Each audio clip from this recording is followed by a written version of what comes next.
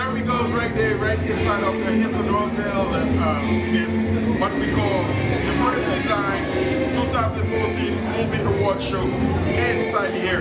So you know what? This is presented to you by ZafaHipHop.com in conjunction with ITSakafet.com. N'a pas le monde tout ça fait yo. Il y a des gens qui ont des awards déjà. N'a pas le passé. Comme vous êtes en West Sunday noir. Et pour que tu aies ça qu'a fait là, n'a pas dit tout le monde qui est joué les awards. N'a pas tourné avant dans Anticodé. Monsieur est là. Dans le cinéma ici, monsieur Piro.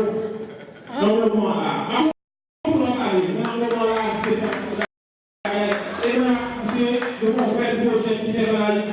N'a continué de faire bagaille. Pour Jojo.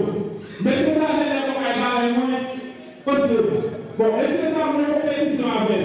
Pas de demain, c'est ça, on fait un film, mais c'est même c'est le film là. Laissez-moi faire le film là.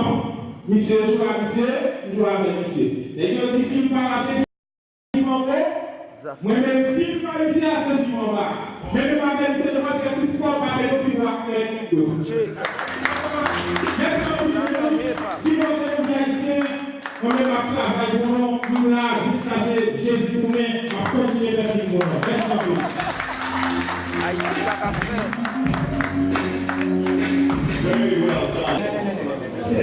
Welcome back to Zafa Hip Hop and ITSakafet.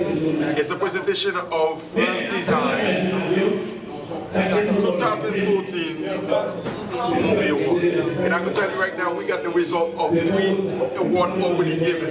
And it's a pleasure and an honor right there to introduce you to Sexy Ash. Sexy Ash, come here. How you doing? Well, as we just in the red carpet still, so we just want to know exactly what's going on inside. Because what's already inside. How many awards that have already been given? So far we got 3 Best New Actor and Best Actress. Best Supporting Actress. So let's just start with that one. So qui est-ce qui est Best Supporting Actor? Best Supporting Actress is Jessica. Jessica Hazel. Jessica Hazel. Oh my God. And I told you right there, as simple she was, and she got that award, and that's a good thing right there. Let's continue. What is the second one? Best New Actor is Galel. Galel Dubois. It's a revolution thing, mes amis. Si nous pouvons jouer une révolution, you need to just get this DVD because it's coming out. It's not already, so get it right now. So I gotta tell you the last one right now before we go inside because we need to send you right back inside to just give us what we need. So what is the last one? Best Actress, Cassandra Belatis. Cassandra Belatis, il était dit dans le fait, et non seulement le fait, mais la sécurité même pour le monde qui a fait, Cassandra Belatis, il juste pour mes amis, c'était en émission avec Zafa Hip Hop, avec ITSakafet et mes amis. Vous êtes une Haïti, WhatsApp, vous avez ça de fait. D'après tourner avec plus d'informations, d'après tourner là.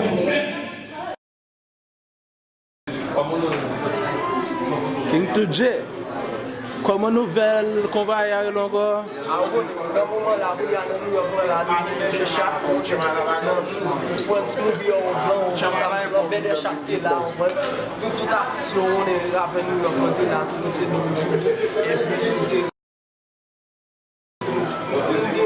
rappels qui étaient là, tout le monde était joli, c'était là. Ça a gagné, l'autre chose nous raconte ça passe. Mais libelle, on va rappeur, chanteur, on va ça bon, acteur, on va tirer, on s'appelle les chats, on va pas